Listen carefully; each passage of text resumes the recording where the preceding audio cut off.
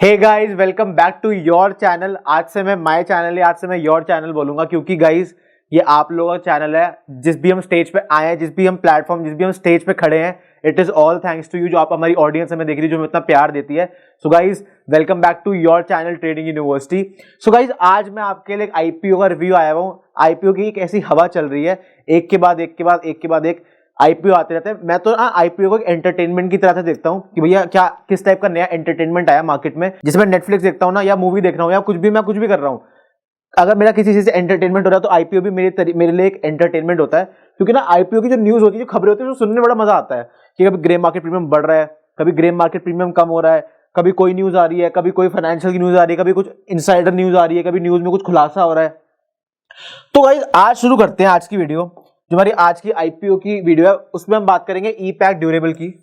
This is already a listed company. ये अपना एक कॉम्बिनेशन लेके आ रही है IPO. This is already a listed company. इसका जो इशू साइज है वो करीबन 640 करोड़ का है। सो गाइस, इसमें जो 640 करोड़ है उसमें से एक पोर्शन ओएफएस का है। ओएफएस क्या होता है आपका? ओएफएस होता है आपका ऑफर फॉर सेल, और उसमें से कुछ पोर्शन है फ्रेश इशू का।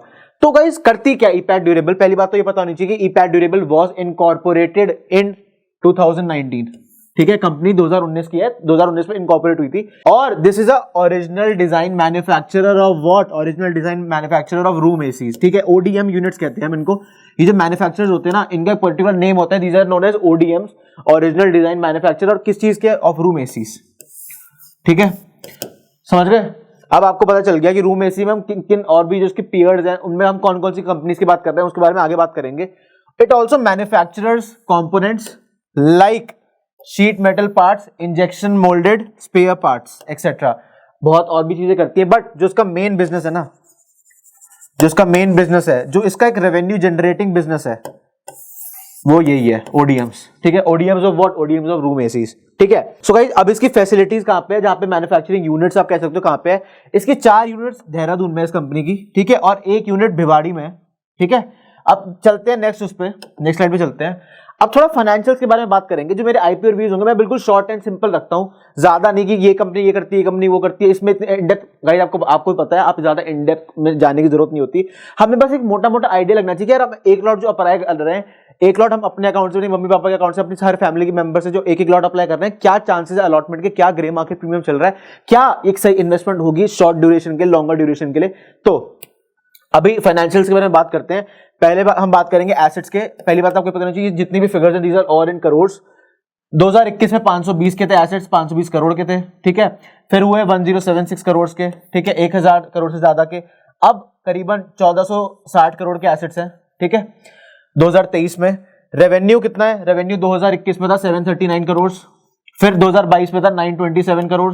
ठीक है, और 2023 में आते आते ये हो गया 1540 करोड़, मतलब 1540 करोड़। ठीक है, अब पैट क्या होता है? पैट होता है आपका प्रॉफिट आफ्टर टैक्स। पैट होता है आपका प्रॉफिट आफ्टर टैक्स। ठीक है, पैट कहते हैं उसको। अब प्रॉफिट आफ्टर टैक्स कितना है इसका? 2021 में था 7.8 करोड़। ठीक है, अप्रोक्सीमेटली 8 करोड़। 2022 में था 17.43 करोड़। ठीक है, और 2023 में था 31.97 crore, which is approximately equal to 32 crore. ठीक है, so this is a plus cash flow business, but the profits, जो प्रॉफिट्स है ना इनके, वो are those are extremely low according to me. जितने इनके एसेट्स हैं उसके हिसाब से प्रॉफिट बहुत कम है इनके। बोरोइंग्स कितनी कंपनी है? बोरोइंग्स देख के तो मेरा दिमाग सर चकरा जाता है।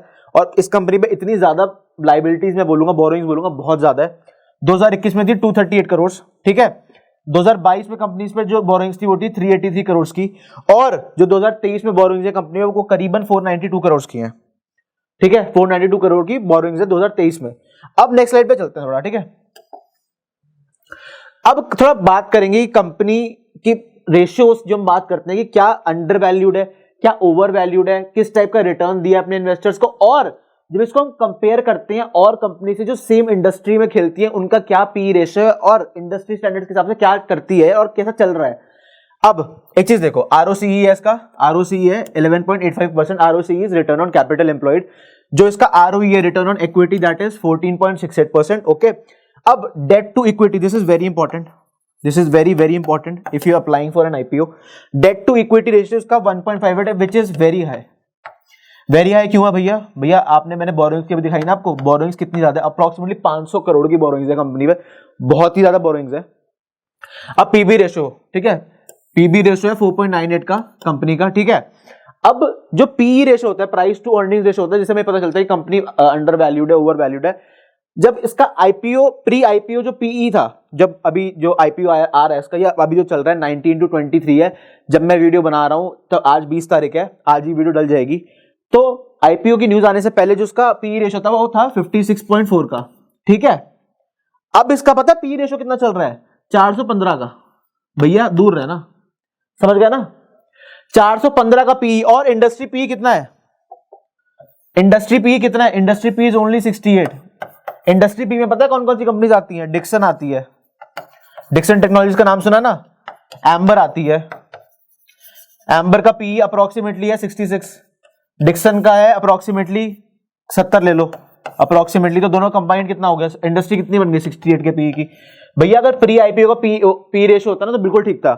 अब जो इसमें एकदम उछाल आया ना, जो 415 का पी रेशियो है, ये जो 415 बन गया, इसने सारा खेल खराब कर दिया, ठीक है।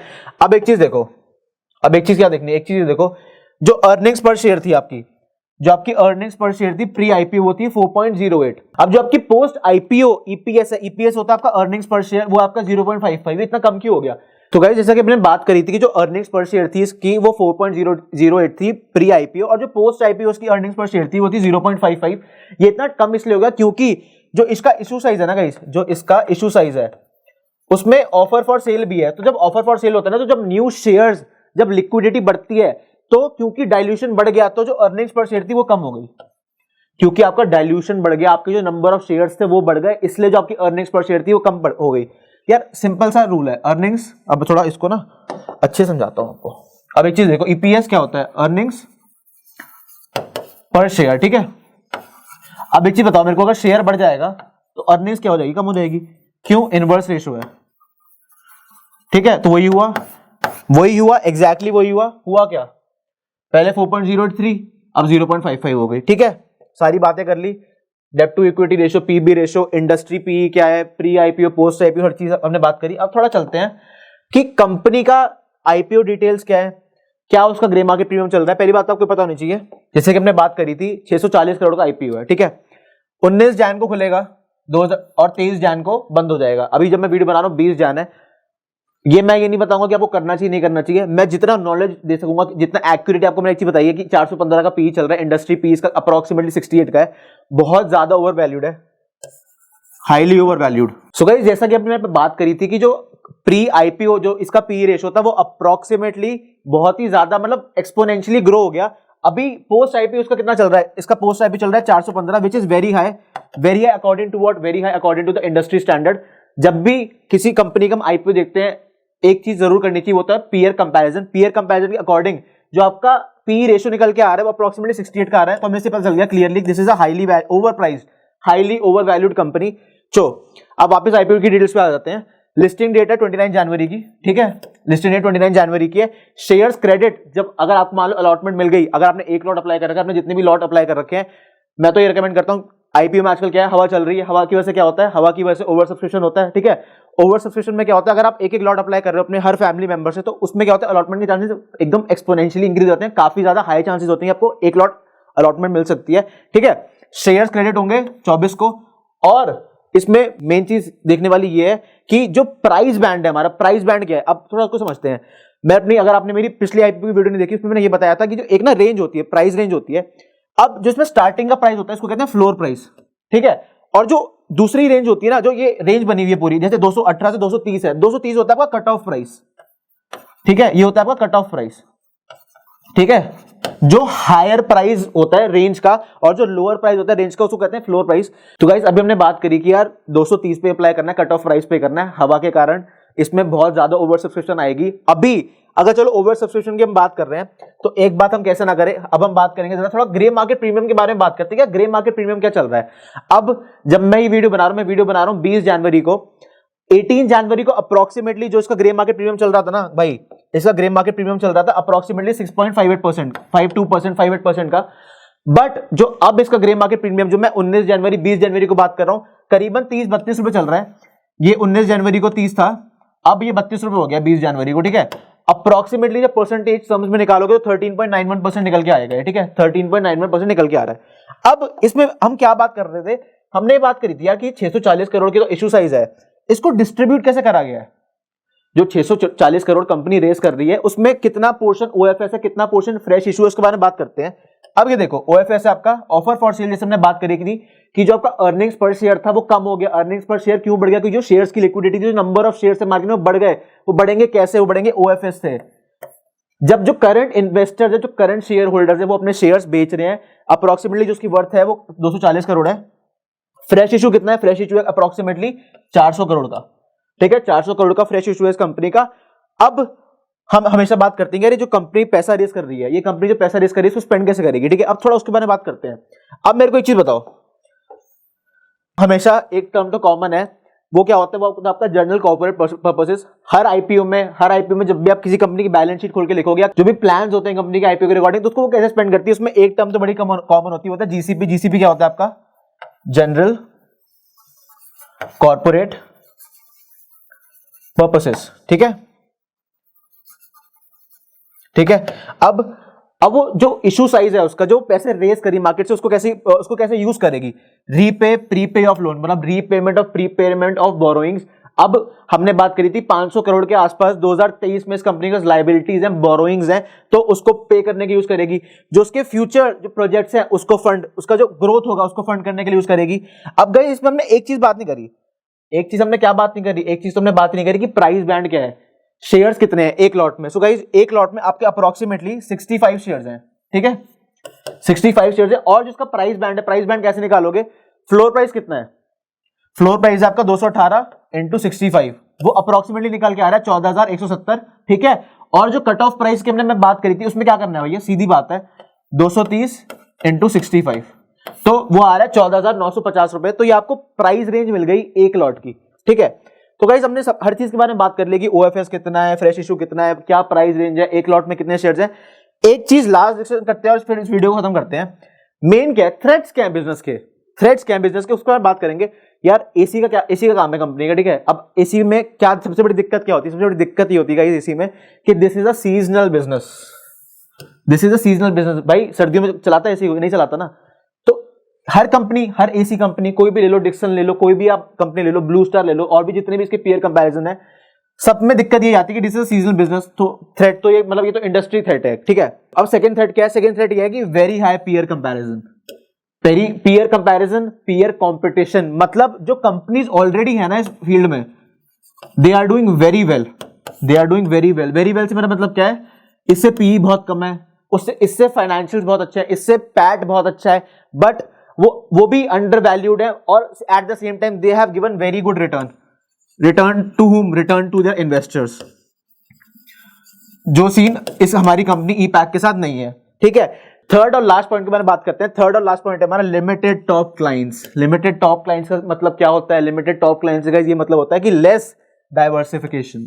सो गाइस अभी हम बात कर रहे थे कि लिमिटेड टॉप क्लाइंट्स है कंपनी के, मतलब मान लो 4-5 पे कंपनी पूरे अपने प्रॉफिट्स पे डिपेंडेंट है, उन्हीं के जो बिजनेस आ रहा है उसी से आ रहा है। तो उससे मतलब क्या होता है, इसका मतलब हो गया लेस डाइवर्सिफिकेशन। कंपनी के पास क्लाइंट्स कम है, क्लाइंट्स कम है मतलब जो बड़े क्लाइंट्स है, जो एक्चुअली में रेवेन्यू ला रहे हैं, जो एक्चुअली में इसके प्रोडक्ट्स खरीद रहे हैं, वो काफी कम है। सो गाइस आज की जो हमारी वीडियो थी वो एक अच्छे आईपीओ में बोलूंगा, डिसेंट आईपीओ, कुछ खास नहीं है। सो गाइस मैं इसको डिसेंट क्यों बोल रहा हूं, मैं इसको डिसेंट इसलिए बोल रहा हूं क्योंकि जो आईपीओ की वैल्यूएशन है ना, वैल्यूएशन कैसे पता चलेगी, वैल्यूएशन पता चलेगी पी के अकॉर्डिंग। इंडस्ट्री पी कितना है आपका 68 का, जो पोस्ट आईपीओ का जो इसका पीई रेशियो है, प्राइस टू अर्निंग्स रेशियो है, वो क्या है, अप्रोक्सीमेटली है आपका 415 का। सो this is a over valued company मैं बोलूंगा। तो मैं ये नहीं बोलूंगा कि आपको इन्वेस्ट करना चाहिए, अप्लाई करना चाहिए, वो आपको अपनी ड्यू डिलिजेंस के हिसाब से देखना है, आपके नॉलेज के हिसाब से देखना है। आपने जितना भी वीडियो में समझा उसके अकॉर्डिंग आपको 1 लॉट करना है, 2 लॉट करना है, 3 लॉट करना है। और गाइस एक चीज का ध्यान रखना, मैं अपनी हर आईपीओ वीडियो में बोलता हूं, अगर आपके पास 5 डीमैट अकाउंट है तो उसको ये नहीं कि 5 डीमैट अकाउंट से 1 लॉट अप्लाई कर रहे हो, आपकी एप्लीकेशन रिजेक्ट कर दी जाएगी। क्योंकि आप एक चीज भूल जाते हो, जो आपके 5 डीमैट अकाउंट है वो एक ही पैन नंबर से आपके कंबाइंड होते हैं, वो आपके एक ही पैन नंबर से कनेक्टेड होते हैं। तो ये गाइस चीज मत भूलना। सो गाइस आई होप आपको मेरा एक आईपीओ रिव्यू अच्छा, स्वीट, शॉर्ट और सिंपल ई पैक ड्यूरेबल जो हमारी कंपनी आ रही है उस पर अच्छा लगा होगा। सो गाइस प्यार दिखाते रहिए, अपनी फ्रेंड्स और फैमिली के साथ भी वीडियो को शेयर करिए, उनको भी बताइए कि एक नया मार्केट में आईपीओ आ रहा है। और गाइस अगर आपके पास डीमैट अकाउंट नहीं है so free demat account opening links हमारे डिस्क्रिप्शन बॉक्स में गिवन है, आप वहां पे जाके ट्रेडिंग अकाउंट आपको स्टार्ट करनी है तो डीमैट अकाउंट ओपन करके कर सकते हैं। So guys please like, share and subscribe to our channel, and thank you for watching, commenting and liking all our videos. We'll be back with another great video. Thank you so much for watching. See you guys. Bye.